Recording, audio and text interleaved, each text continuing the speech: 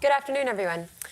I hope everyone's Davos has been kind to them. I know mine has. I definitely have felt a different energy this year. This is only my third one, so let's hope that this panel reinvigorates that for some of the people in this room. Look, we're here to talk about agricultural revolution, but in truth, what we're really going to be talking about is whether the world can remain stable, equitable, and fed in the decades ahead. So I'm here today wearing two hats. I am a UN Goodwill Ambassador for the International Fund for Agricultural Development. And I'm also someone who believes that food systems are no longer a sectoral issue. They are now a defining economic, climate, and geopolitical issue. It is, in fact, I believe, the issue of our time. And if you don't know too much about IFAD, IFAD works with rural people at the first mile across the global south. Rural people who are working hard, farming the ingredients that we know and love, feeding a large population of the world, in fact, I think about 70%, but also protecting the Earth's resilience through things like biodiversity. And their knowledge of nature is something that IFAD recognizes as a tool. In fact, IFAD doesn't just see them at the margins of the problem. They are at the center of the problem. They are also the solution. And we have a really exciting panel today. As you can see, we have very cool guests with us that I feel very humbled and honored to introduce. We have Alice Ruhweza, who's the president of the Alliance for a Green Revolution in Africa, which is AGRA, as you might know it as. Alice is the president of the Alliance for the Green Revolution, but she also works closely with smallholder farmers and governments to strengthen food security, resilience, and nutrition across the continent. If we can just give a round of applause for Alice.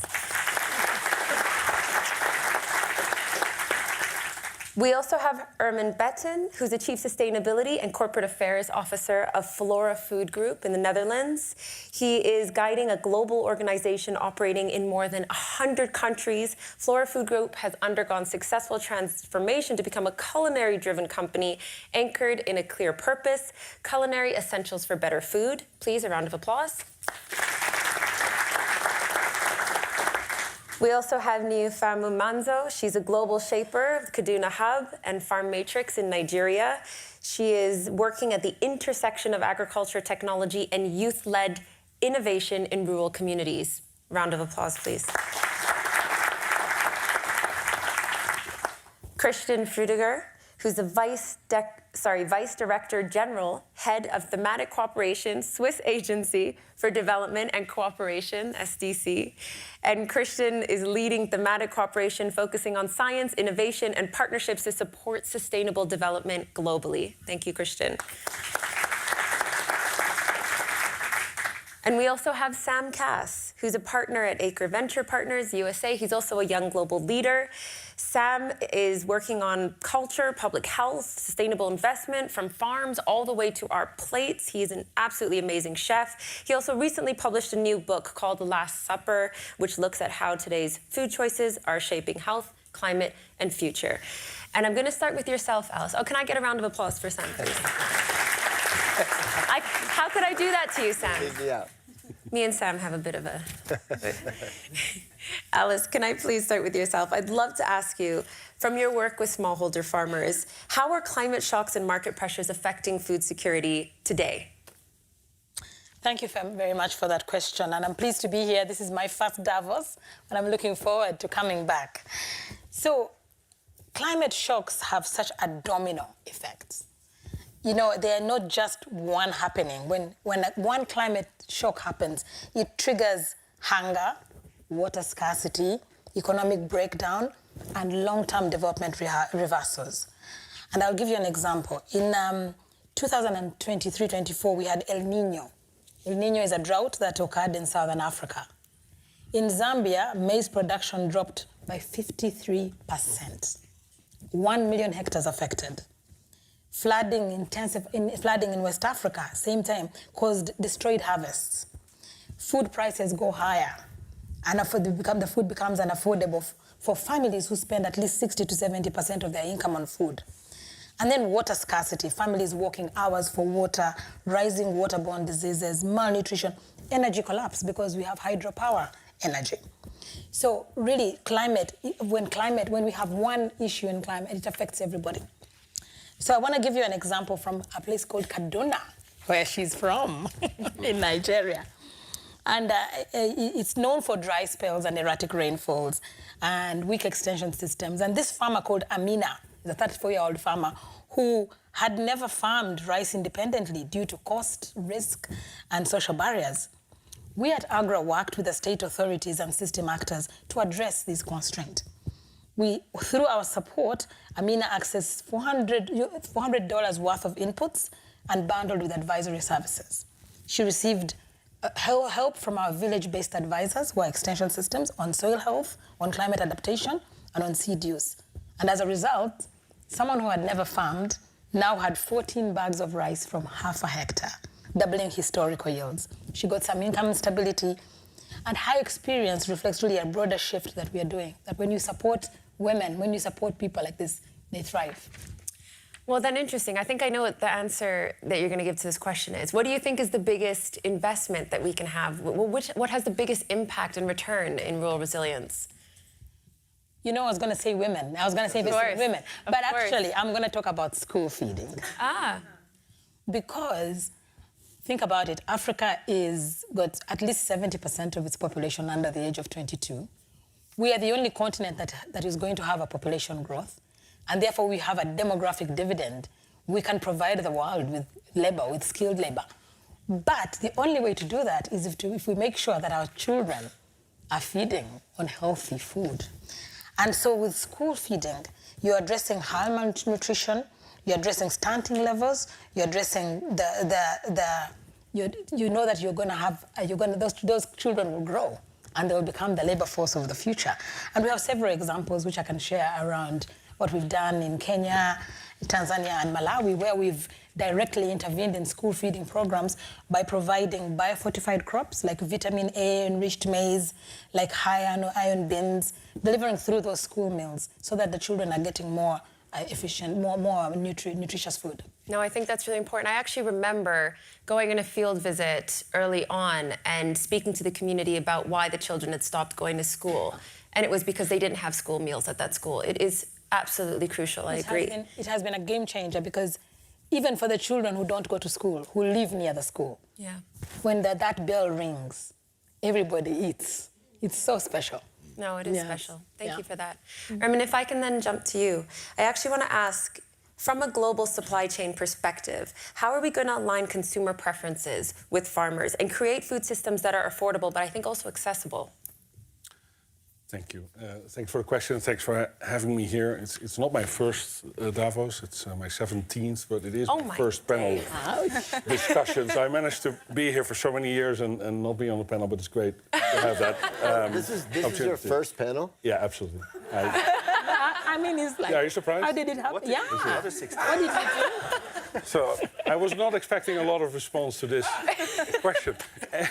Anyway, to come back, I represent Flora Food Group, and you know, we are more than 150 years old. We were founded somewhere in the 19th century. The company at least started, you know, to address a malnutrition issue in Europe by inventing an alternative to butter, and we've always looked at people first. So I also believe in many discussions we've had in Davos, and I've participated in many discussions, just not sat on the panel. We always talk about from farm to fork. That's been a staple, not pun intended, in these conversations. I also like to look at the other way around. So start with the fork and work your way back to the farm, because food really can only contribute to something if it's actually being consumed. So that's why we start with the consumer, we look at their needs, and then we work our way back in the value chain. Our products are spreads, creams, liquids. These are not products that are intended for use or consumption in isolation, right? We're not an ice cream manufacturer. If you come home, you want to watch a Netflix movie, you're not going to walk to the fridge, get a tub of Country Crock and empty it. That's not, you know, what our product's about. You can do it, but I would not recommend. Our products are used to make better food, to make meals as a cooking ingredient. And because our products are mostly about fat, and especially about unsaturated fat, it also helps you to absorb these vitamins in school feedings and whatnot. So we started over there, but since that our products are not meant to be consumed in isolation. It also means that change and progress is not done by just us. We collaborate throughout the supply chain. We start with the farmer, all the way through the retailer where the people who buy our products go to make sure that indeed it is first and foremost needs to be tasty. If it's not tasty, people won't buy it. And then it needs to be affordable, and of course it needs to be nutritious and preferably natural as well. If it all meets these 4 components, and by the way, more sustainable is another one, but it's not something that consumers immediately will pay more money for. Nevertheless, it is important, and that's also why we look at the carbon impact of our products. And would you consider that inclusive innovation? We try to, and especially when we work with farmers, like we buy canola, for instance, in East Africa. We work with farmers there on the ground to make sure that, first of all, they get a fair price, but second of all, that they are able to invest in their future and also make sure that their farms and their land stay resilient. So we work with various projects on, what some people call regenerative agriculture. I prefer to say, a more sustainable way of farming to ensure that, those crops are available and affordable, but also provide a good income for the farmer. That's indeed where it starts with. But it should go all the way to the plate, because also the average family in Europe, for instance, is 80 to 100 euros a week to spend on food for a family of 4. That's not a lot of money. So our audience are hardworking moms and dads in all these countries that also don't have a lot of money to buy. So it's all trade-offs and balances. But I think if you work together, it can be managed. Yeah, and I think it's interesting what you said about consumers maybe not necessarily picking out the sustainable item at first, but how do you approach the education on that? Are you educating your consumers on that? We are educating indirectly. So, for instance, we've built a large network of nutritionists. We started in North America. We're expanding this to Europe to educate them on the role of fats in a diet. We all were grown up with the idea that fats are bad for you. And indeed, some fats, like trans fats, are really bad for you. They clog your arteries. But there are other fats, the unsaturated fat or the polyunsaturated fats like omega-3, omega-6, that you need for health development. But you just discussed for kids to reach their full potential. Right? If you do not have an omega-3 shortage as you grow up, you will achieve a much higher IQ. It can be 3-4% points in IQ. That means the difference between someone reaching its full potential or not. As a business owner of someone who has a brand that connects or tries to maintain a responsible supply chain, and in beauty that's particularly difficult. It's not something that's spoken about. But in food, I would have thought people would have that relation more. And Sam, I'm wondering, do you find that sorry, I'm going a bit rogue here, if you don't mind. I'm genuinely curious. Let's do it. When people are at your dinners learning about the food, do they think green beans on my plate, there's a farmer in Kenya that farmed these, and do they make the connection to people? Because I think it's often lost. Well, first of all, hi everybody. How you guys doing? Good. Thank you guys for coming. I think for the average, consumer, I think the answer to that still is no. I think we take our food for granted mostly, certainly in the Western world. I think we assume we'll always have a bounty of food to eat, and don't really make the connection that. Where it comes from, the soil that it's grown in, the resources it takes, and all of the hard work and risk, the livelihoods and risks that farmers are taking on every day to ensure that we have sustenance. And I think the lack of that connection is actually is one of the cornerstones of why we are in such a tough space. I agree. Because if you don't appreciate that and have an understanding about what values we should be supporting, bad outcomes start to happen, both from an environmental standpoint, which we'll get into more, but also a health standpoint.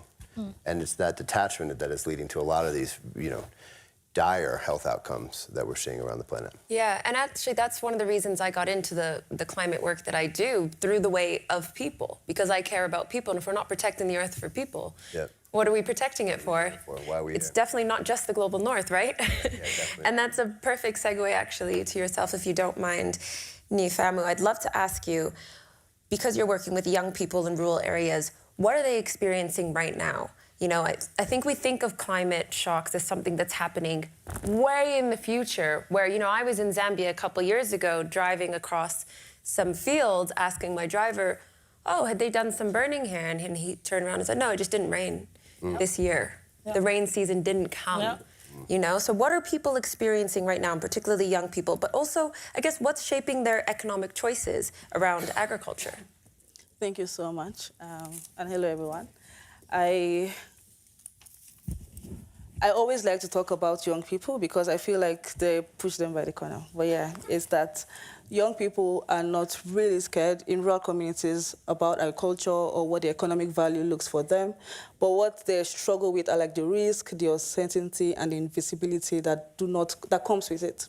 About 8% of Nigerians are like young people who are between the age of 15 to 35 years old.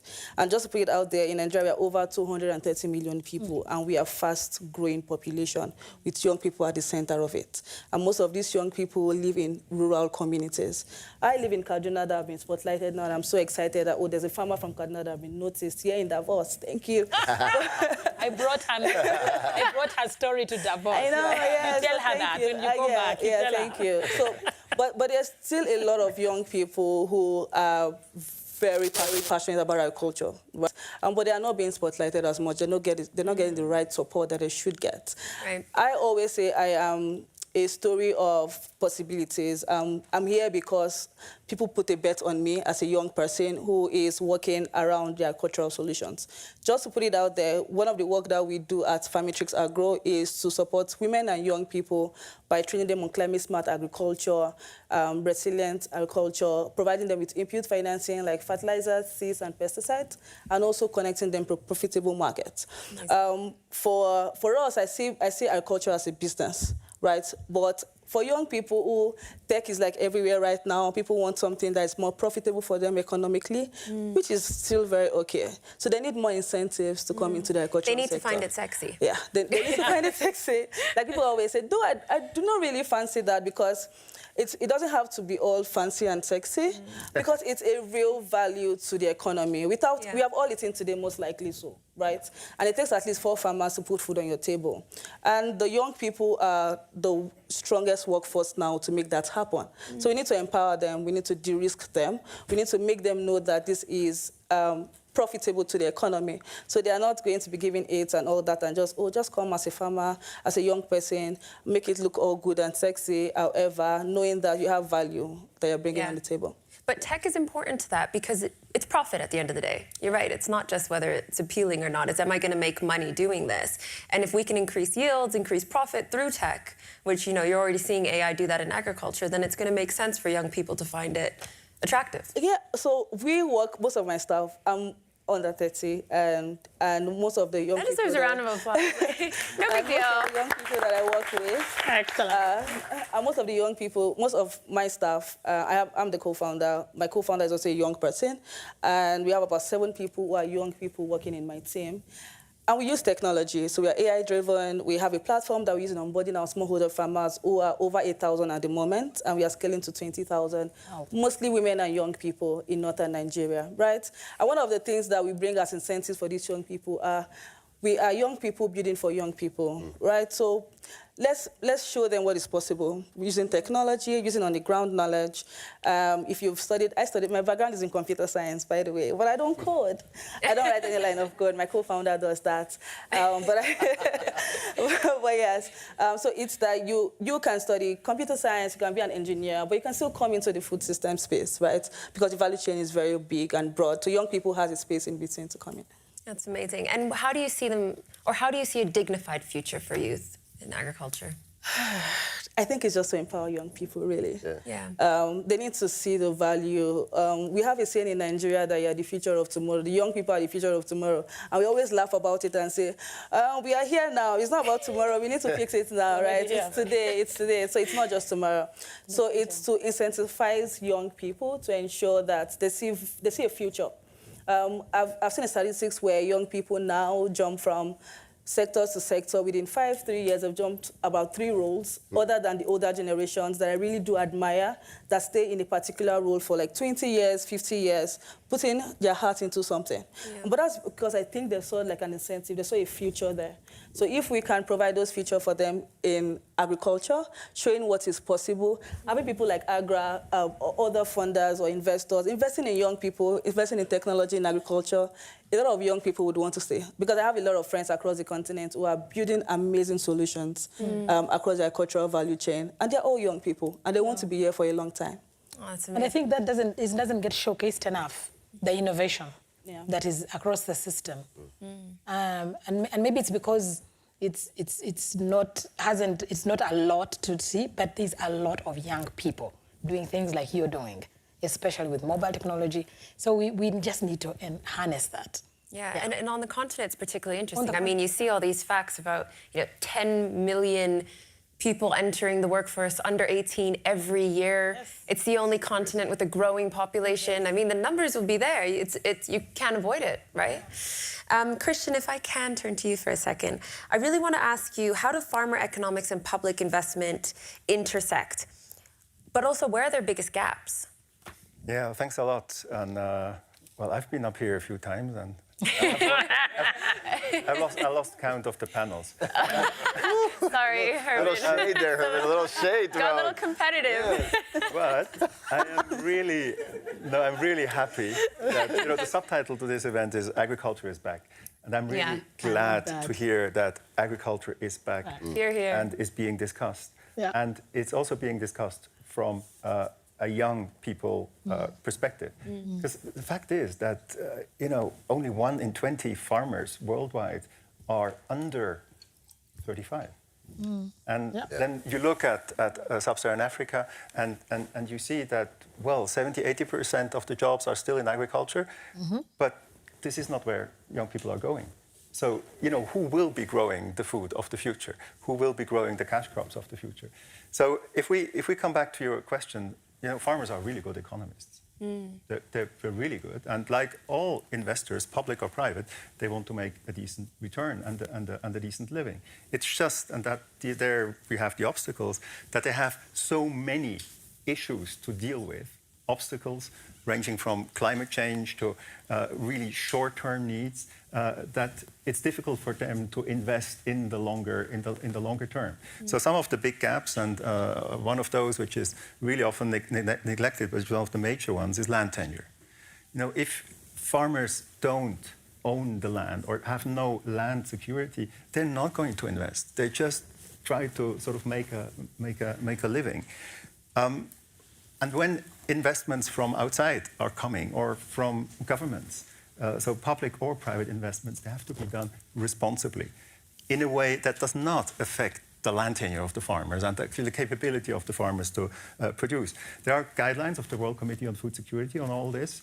Unfortunately, they're not really applied when investments are done. So we have with the Swiss Development Agency, a big project in the Mekong River Delta, which is basically on land governance and really trying to sort these things out.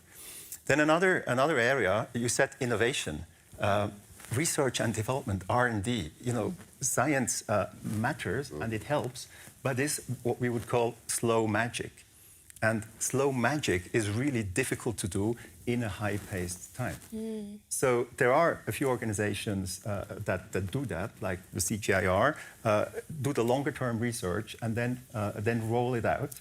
So for us public donors, but I would also encourage private donors to really look at the slow magic, because the slow magic is going to be needed very fast. If you look at South Asia, wheat is reaching a tipping point. It cannot prosper at 45 centigrade. So solutions have to be found really quickly. And then the last point is this whole question on food crops versus cash crops. Yes, food needs to be grown, but farmers need to make a living. And there is one big issue there, and I keep on coming across this in many places in sub-Saharan Africa, that everybody is basically working for export, where the real issue is local production, local processing for local markets, for local consumption, and nutritious consumption. And when you sort of look a bit more closely, nobody's investing in nutrition in sub-Saharan Africa. So we have, together with GAIN, a fund, a debt fund, so it's an open-ended debt fund, which is called N3F, so Nutritious Food Financing Facility, that tries to do exactly that. But if you look for other nutrition investment funds, they just don't exist. So anybody who is interested in that, please have a look, and you know, there's a lot of space there.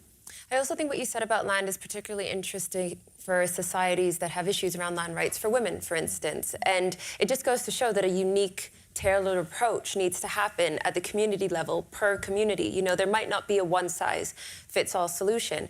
But also maybe one of the challenges is that, you know, when food systems, when there's a climate shock or conflict, is when we start looking at them as an economic or a political issue, but really it's an ongoing economic issue, right? Mm-hmm. We hear about public-private partnerships all the time.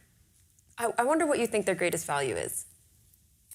I'd say two points. The first is really identifying roadblocks to investment and then remove them. Yeah. It's when you basically get the public, the private actors together, the farmers who are on the ground, the women who actually do the farming, because that's the reality is that the majority of the farmers for what it is. Who are actually doing this are women.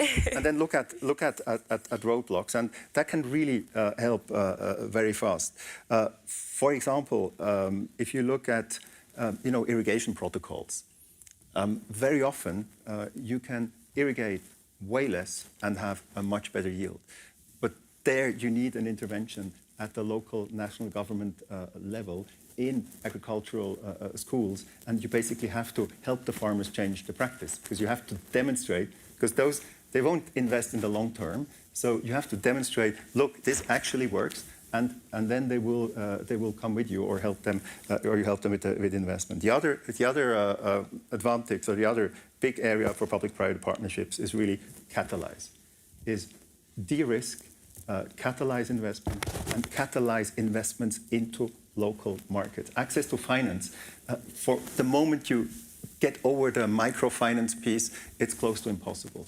And this is also why there is no local or very little local processing, because for small and medium-sized enterprises that transform the food you and your friends grow, they just cannot grow. They cannot access finance. They have to access finance at commercial rates, which basically ruins them before they get anywhere. Right.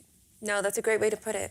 Public finance is good. You know, it de-risks. It de-risks. It's the one that can do that. It's the only one that can play that role, because private finance will always look for a return. Yeah.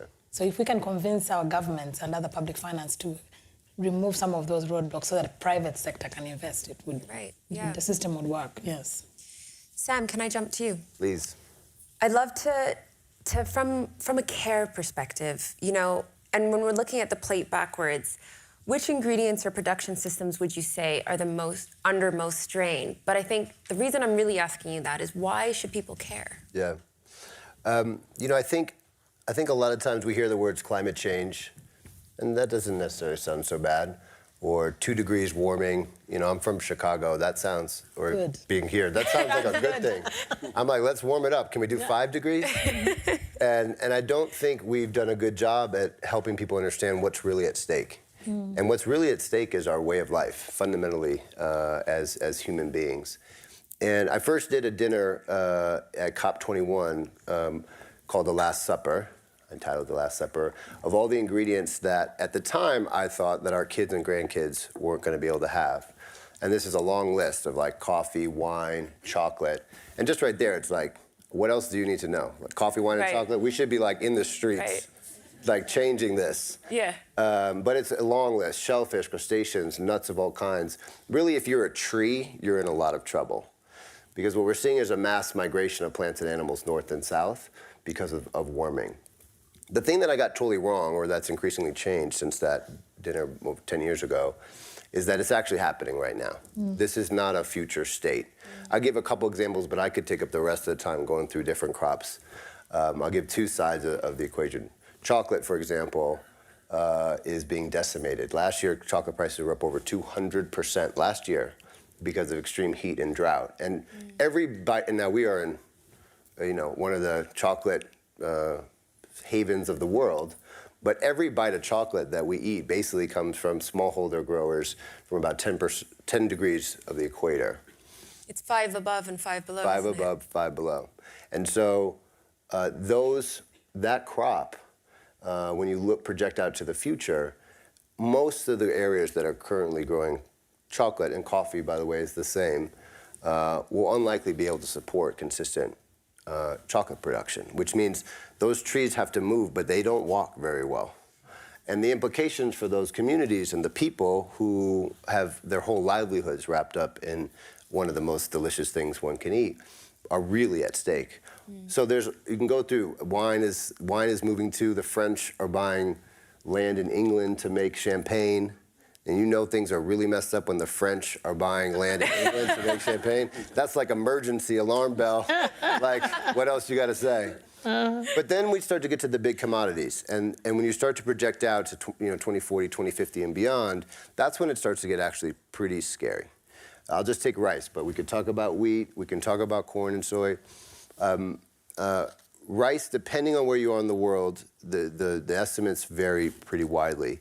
But we're looking at somewhere between a 10 to 40% reduction in average yield.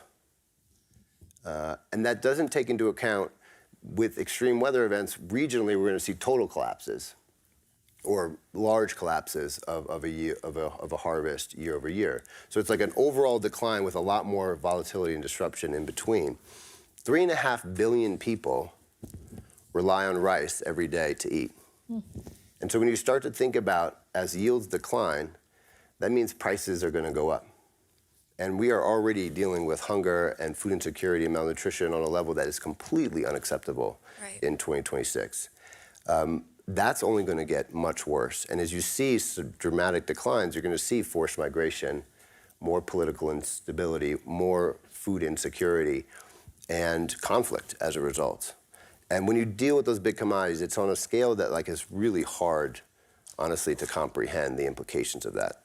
And so if we don't start to do much greater work to reduce the overall footprint of the globe, but also start preparing our food systems to adapt and be much more resilient, we basically have all of our eggs in a couple baskets. Almost everything we eat comes from 12 plants and 5 animals, over 70% of our calories.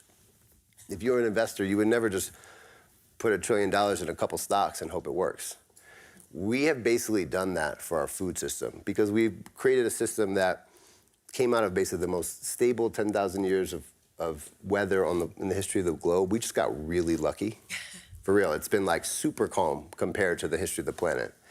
And we've had natural resources of water and soil that have been super plentiful, but now we're entering an age of extreme volatility with nowhere near enough water, and our soil resources have been depleted. And so we have to do a lot of work to prepare the system for the future that we find ourselves in. Well, let's talk about what we can do, us in this room, what chefs can do, what investors can do. How do we shift demand towards those sustainable systems? Back to me? Yeah. Nice. Picking on you. So I think,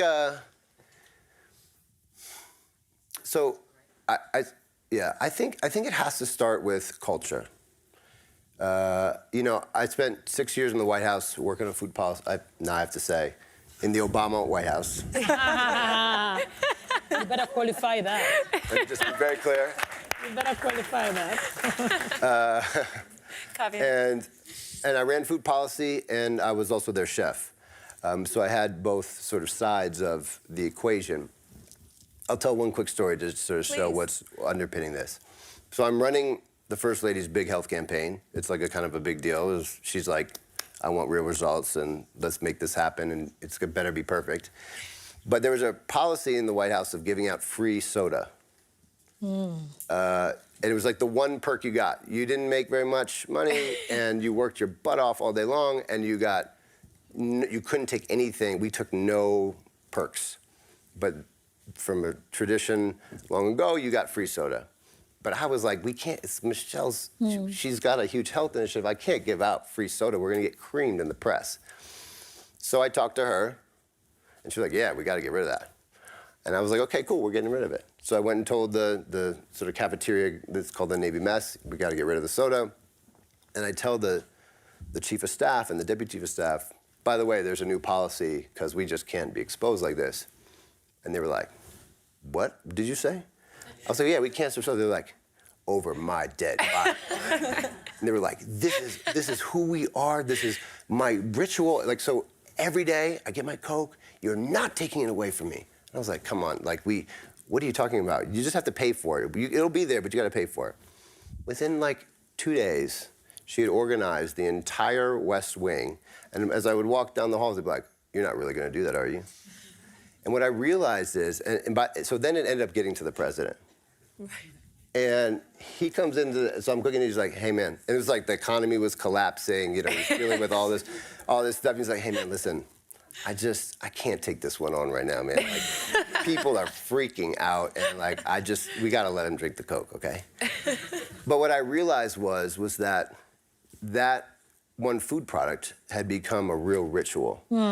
It had become what people would do to gather at 3 o'clock, take a little break, do something good for themselves, interact socially with each other. And for some, it was an identity. Like the deputy chief of staff, who I cleaned the story up. It was actually a lot more intense with some vulgarity. It was really her identity. Like, you never saw her without a can of this. And it was really who she was. And what I realized was that top-down decisions and policies don't work. We are all experts. We all eat multiple times a day. It is who we are. It is how we understand who we are not. It's how we show love to each other and how we show love to our children. And so if you want to change fundamentally what we eat, we have to really change what we value as a culture. And right now, we're not valuing our nourishment. We're not valuing the planet that feeds us. We're not valuing the people who are producing it. And so it's easy to say these policymakers need to change or these companies are bad, but the underpinning that shapes those decisions, we skip over. And that's the hard, slow, difficult work that underpins all the other change. Yeah. And so I think that's the foundation of it. Yeah, but I have an example also about charcoal. We wanted to get rid of charcoal, causing deforestation. And we talked to this community which said, no, our food, the food we eat here can only be cooked with charcoal. The taste is different. You cannot put it on anything else. So the solution we had to come up with planting trees only for charcoal.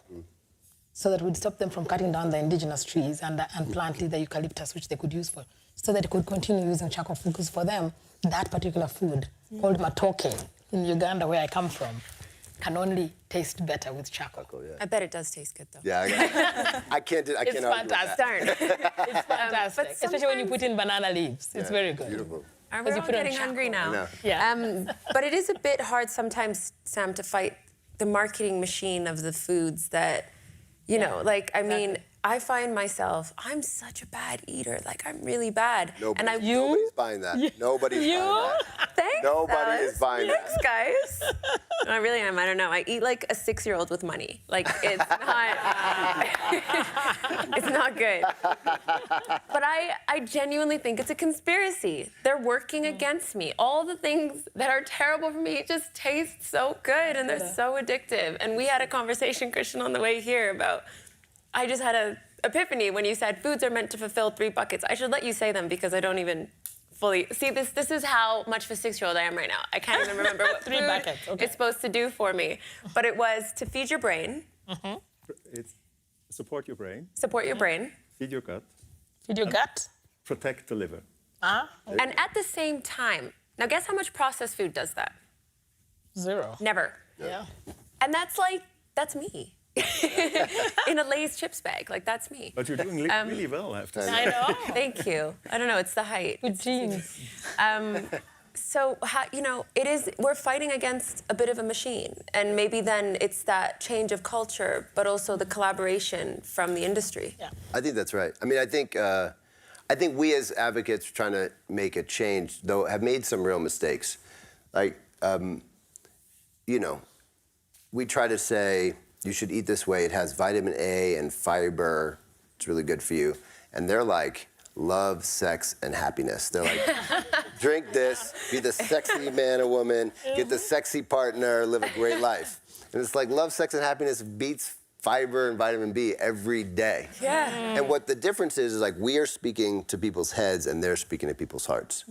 And it's emotional connection that actually helps lead to changing behavior. It doesn't mean that we shouldn't still do some work to help people understand the relationship to their brain and their guts and what, but in the end, if you're not connecting with people in an emotional, food is emotional. Yeah. Like reminds us of the combination of things that happen in your brain that will most likely make you lead to a different food decision is a memory response plus an emotional one. Yeah. So it's like I connect with this and it triggers some sort of recollection of my childhood.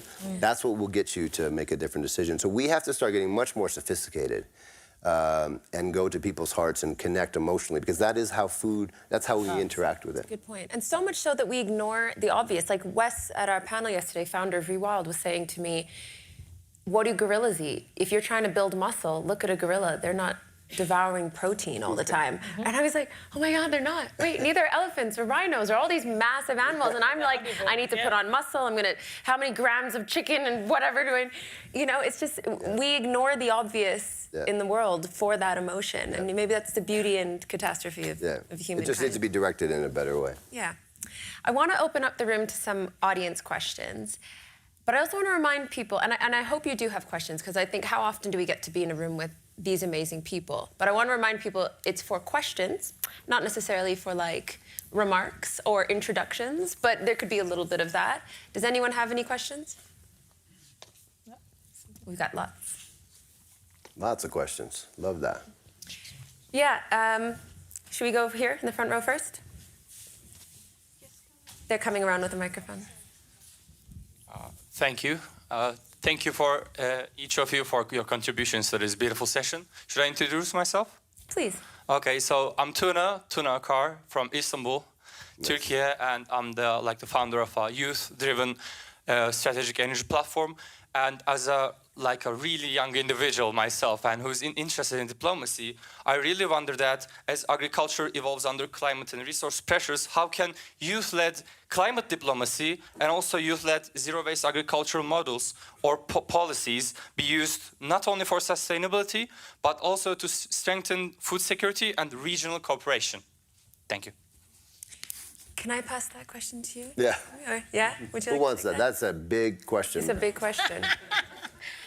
It sounded to me like, so you're thinking, Fridays for the future, that's youth climate diplomacy. Yeah, I feel like Nyifamu, if you're happy to answer. Okay, Yeah. that's a very big question. Implementation of youth in the policy-making processes. Youth in the policy-making process. Agriculture, also sustainability, also zero waste, you can also say. It's important. Okay, thank you so much for the question. I'll try as much as I can to answer that. And for one, I would say co-creating with young people who are building solutions on the ground.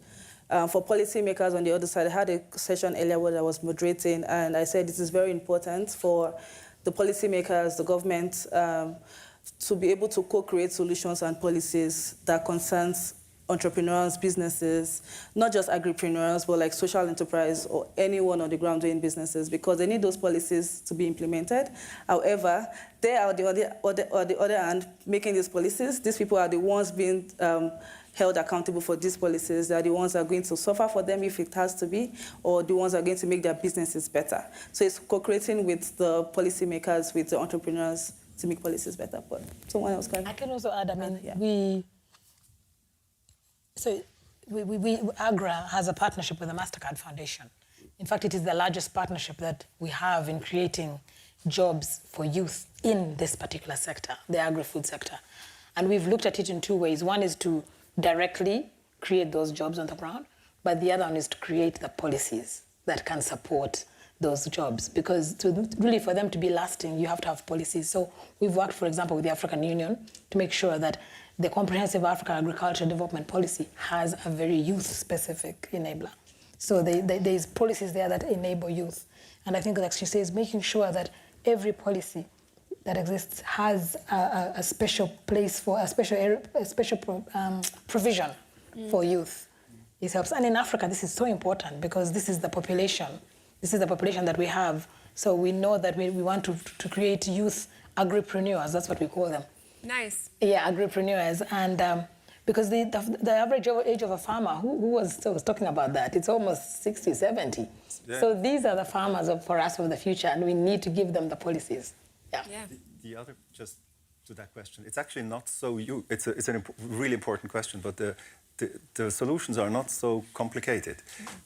It's to have youth-led, movements at the table, where policies are discussed, be that at the local level, regional level, national level, and the global level. If I look out here into the room, the average attendance is actually intergenerational, but there are many more young people than in the conference center. We're very happy here too. So let's have you. I do think, and it's the same in the international multilateral system. So keep on insisting, and it is our job also to help you have a seat at the table, because that is absolutely central for the future. I'm just gonna add one real thing. Just the answer to your question will be very different in different countries, right? But the foundation of it will always be about organizing young people, getting a collective voice, identifying like the key priorities that you think are important, and organizing as many people around.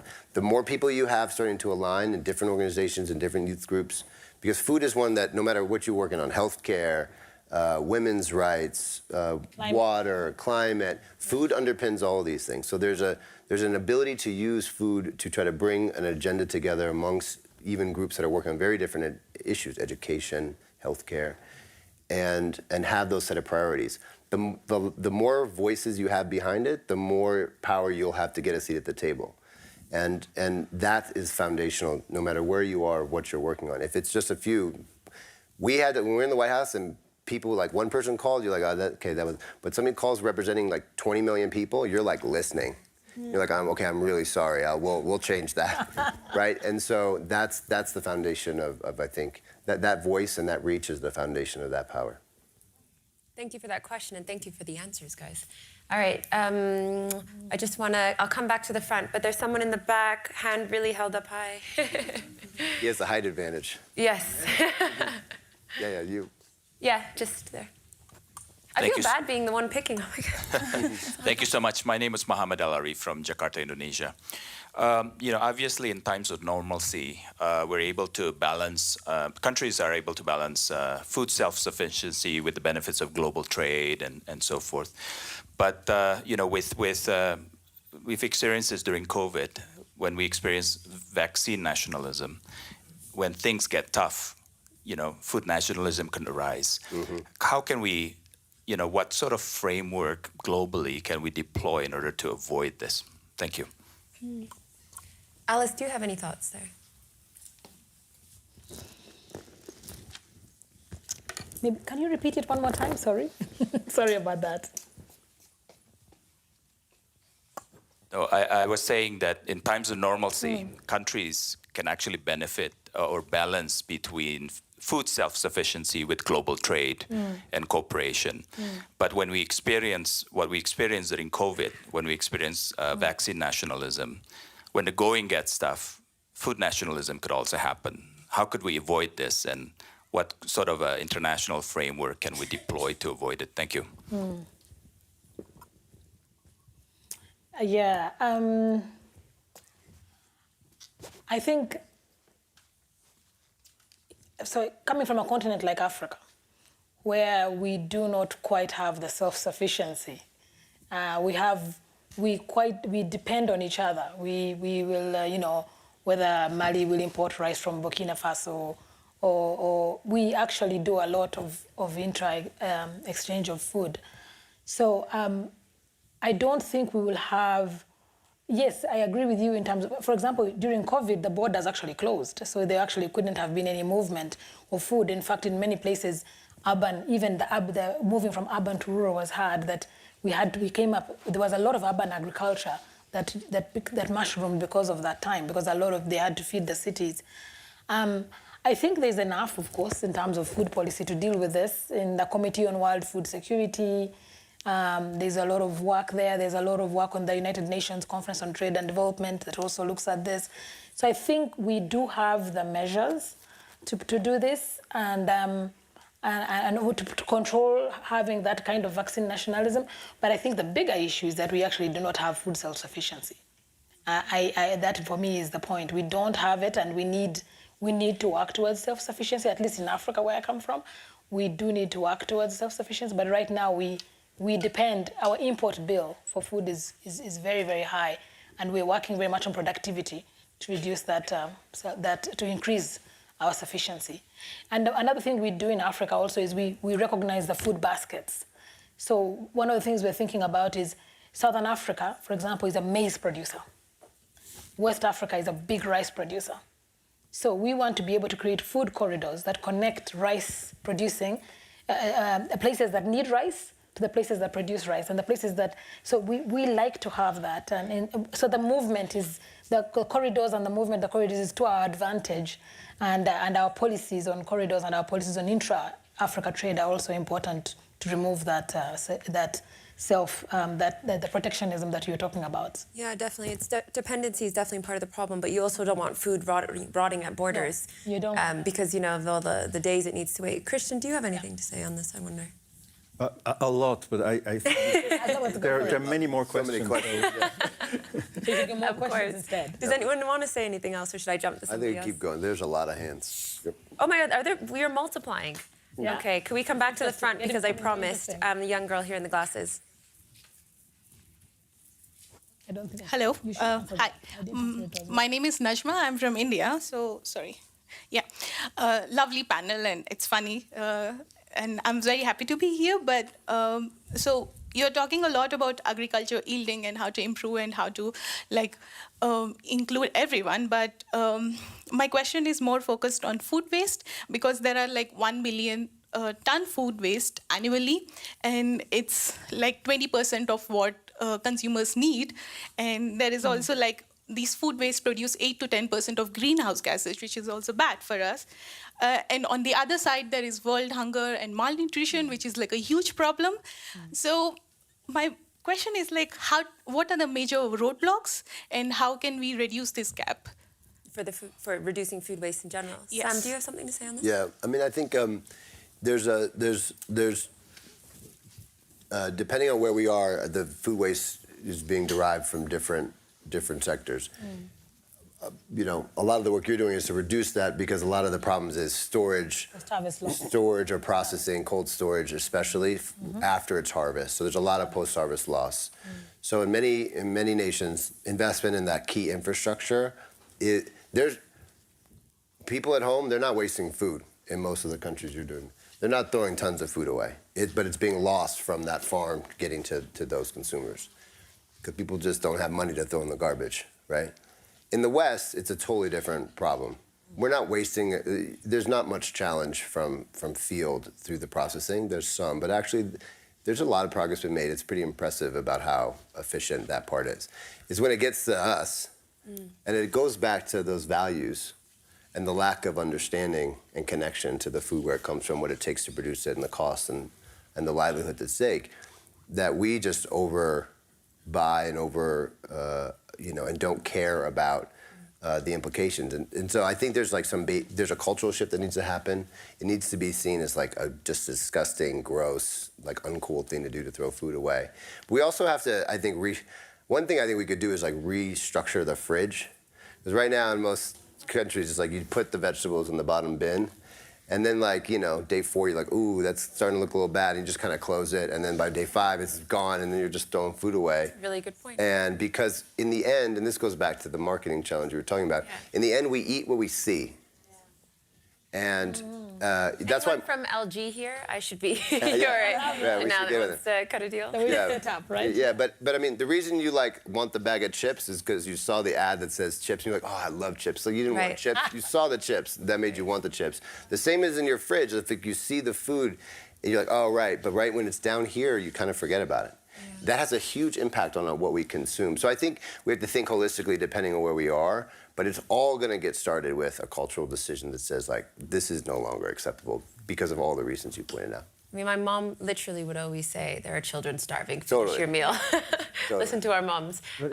If we just, if we go back to the post-harvest losses, they can be reduced, right? Totally. Yes, storage, transportation, all of that. But then again, also local processing, because whatever does not go into the global value chains then goes local in bulk markets. Totally. But local processing can be done with relatively simple means, and it drastically reduces then food waste, and it gives access to nutritious food locally in local markets.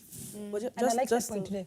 Okay, so just to add to what you said about like the post-harvest losses in like rural communities, for us, it's to build a capacity on understanding what to grow, how to grow, and for who you're growing for, right? Because we are currently experiencing about 40% post-harvest losses, even in rural communities. And these are because storage solutions, yes, part of it. However, people are growing things not for the demand side, and which is very important. So we need to block the gap for the demand to offtake these things. But not just produce because you like it or it looks good, but to have the right knowledge on what to grow and for who to grow. So if we can also bridge that gap, which we do at Farmatrix, providing knowledge for these farmers, giving them data-driven insights on this is the right time to grow this thing, this is the weather you need to grow. So we have 2 seasons in Nigeria, dry season and wet season. So wet season, what are you growing? What is the market demanding? Dry season, what is the market demanding? Would also help bridge the gap for post-harvest losses. Really important point. Shall we move on to another question? I think so. Here. So thank you so much for the great panel. My name is Blerta. I'm from Kosovo originally, even that my background is not so much in agricultural, but I really would like to make a link with my area, a question, so maybe that will be kind of interesting and having a much more clear understanding from my view. So as we thought and as we're seeing right now that agricultural evaluation, it's increasing and shaping by the AI, and especially for the farming and the biotechnology. I would like to know from your thought of view and from your experience as well, how can global leaders balance this innovation and efficiency with equity, ensuring that the smallholder farmers can develop all of the regions and not left in behind the new agricultural paradigm? That's a good question. And that it's not extractive or exploitive. Who wants to answer that one? Yeah.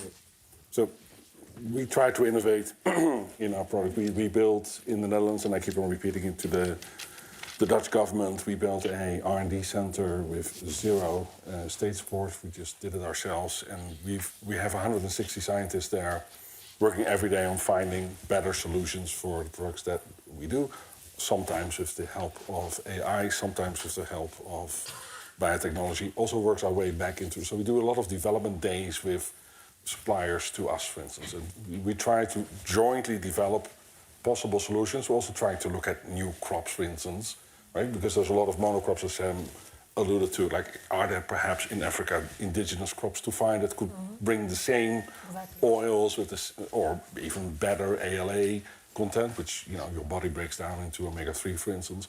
And I think therefore it's also crucial, and then I'm coming back to the public-private partnerships here, that, you know, especially smallholder farmers are empowered to not miss that train, because it's so easy as a global Western company to just, you know, drive on it. But, you know, to the earlier question about food nationalism, right, we produce local for local, so we don't ship things all around the world. So we buy from local farms, we process it locally, so also therefore trying to reduce as much waste as possible.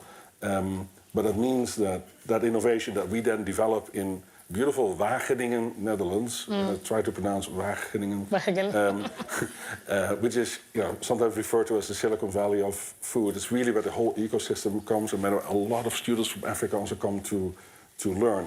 That's another part of innovation, I think, that is so crucial for, you know, everyone to have access to. And I think this is also where development agencies, for instance, can play quite a big role. And I wanted to make one point on the earlier point, if you don't mind, about farming and about, you know, young people want to become a farmer. In my early teens, I had the privilege of helping out on a dairy farm near my grandmother's, and, you know, it was fantastic, loved it.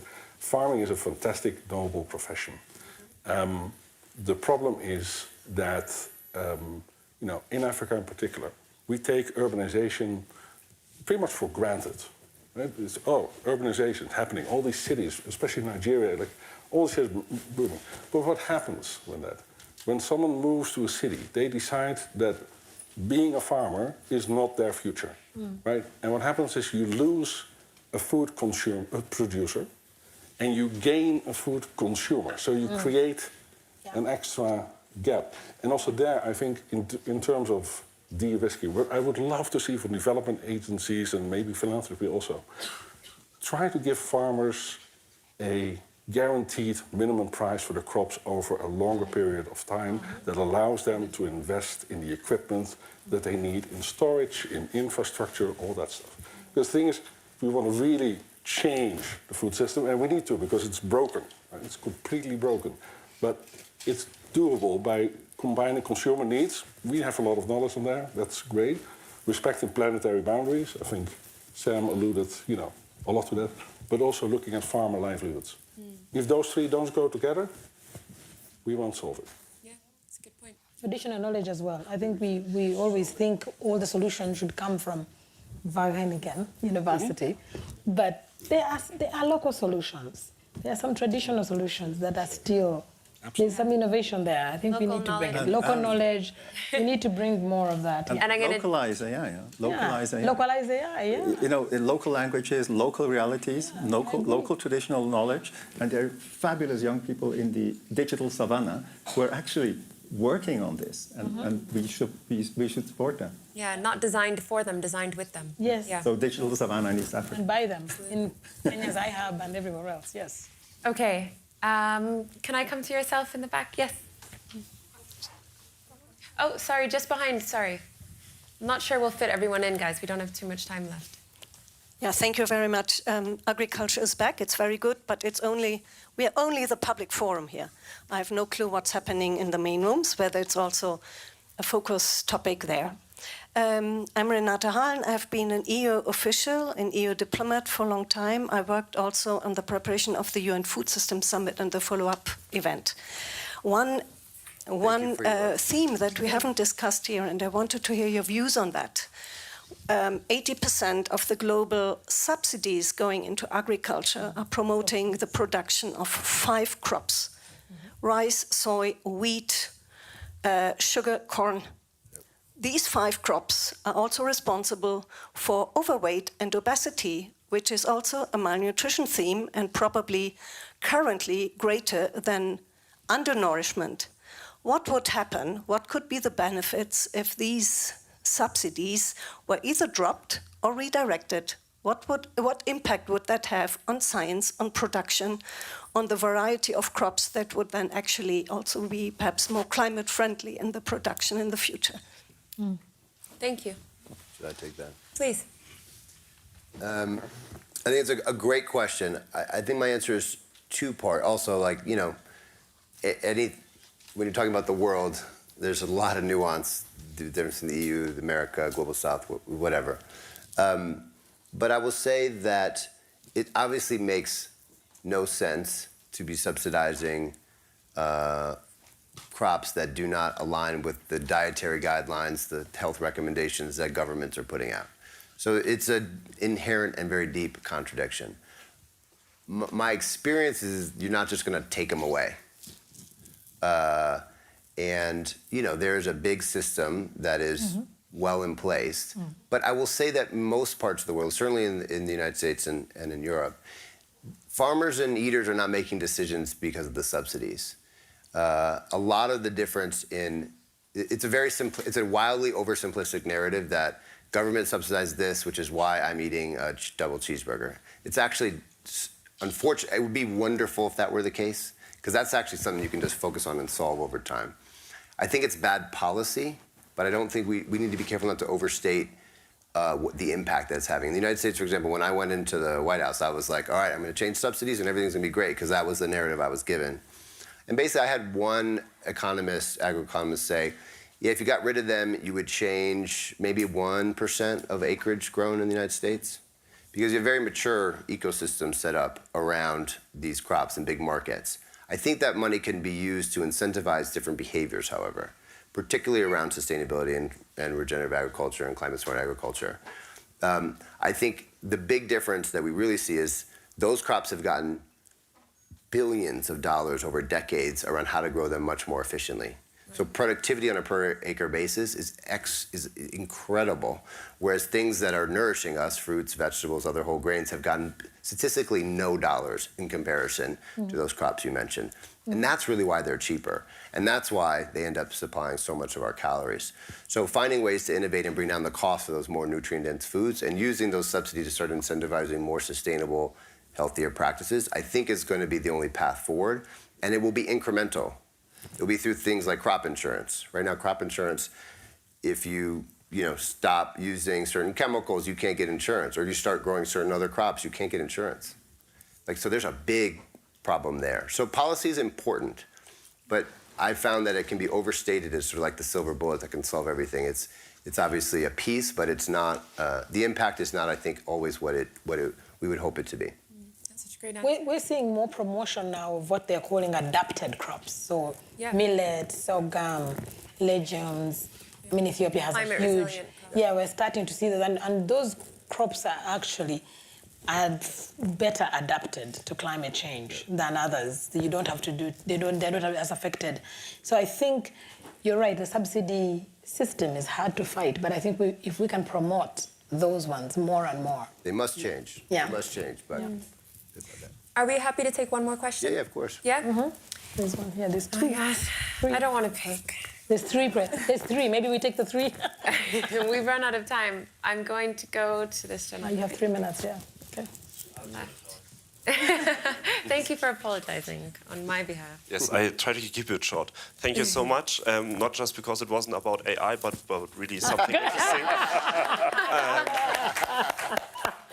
Got that one. I'm wondering, you mentioned in the beginning that, and I think we all know that, or at least accept that, that climate shocks are coming more and more often. And especially if we look at the global south, it's, I think, hard to grasp the impact that we're having, because I think if we look at the Western world, if there's climate shocks coming, we just take more money and buy the stuff from other regions. So how can we prepare best, or how can we improve the resilience for these upcoming climate shocks that are getting worse and worse? And yeah, that's basically the question. Herman, I'm kind of actually interested on your thoughts from the private sector on this. Would you take a stab? Sure. Look, the farmer, from our perspective, the farmer is 3 to 4 steps before the product comes to us. It doesn't mean that we should not be involved in the research. So we do various projects, East Africa in particular, but also Kansas. We have 2 big brands in the United States, Country Crock and I Can't Believe It's Not Butter. They are made with crops grown in Kansas and surrounding states. And it's not that just these problems exist in the global south. Also in the Midwest, for instance, there can be floods, there can be numerous things. And if you've driven there, there are endless fields, nothing in between. So we work with initiatives, for instance, to help farmers plant things in between that can then maybe absorb the water, improve the soil, make the ground more resilient. Because also there, after a while, crop insurance becomes unaffordable. It's not something that we have to do. We could also simply say, well, it's none of our business. It's 3 steps, before in the supply chain. But if I think you truly care about, creating value for people, planet, and at the same time also for your company by making profit, because, hey, look out the window every Friday afternoon, but there's another money truck, so we have to make, money. That's also what we need to do as a company. But you do have a responsibility to work, in the field. And we do as much as we can, maybe not enough. But I think also by being here and engaging and talking, all that stuff, we do take our responsibility. And it's, it's a vital thing, because if, fields wash away with, rain or torrential rain, we will then run an issue in terms of our products being produced and then, not reaching the people that we want to reach. It's good business sense to invest in adaptation for farmers. Absolutely. Yeah, makes sense. But it's everyone's task, right? It's not just us. It's also those who come after us. So, for instance, the retail companies, they have a responsibility too. Everyone has a responsibility. And because it's a shared responsibility, I think the investment per company should therefore be, bearable to especially help those smallholder farmers, right, really down in the chain that, you know, are living from harvest to harvest, because that's the reality. Yeah. And we've just run out of time. So that is a great note to end us on. Insurance will be the last one. On the clock. Yes. Insurance. I just want to really thank everyone for coming and thank the audience for such meaningful questions. Honestly, it's been a pleasure doing this panel. The amazing panelists I have the privilege of moderating with. Thank you so much. Thank you.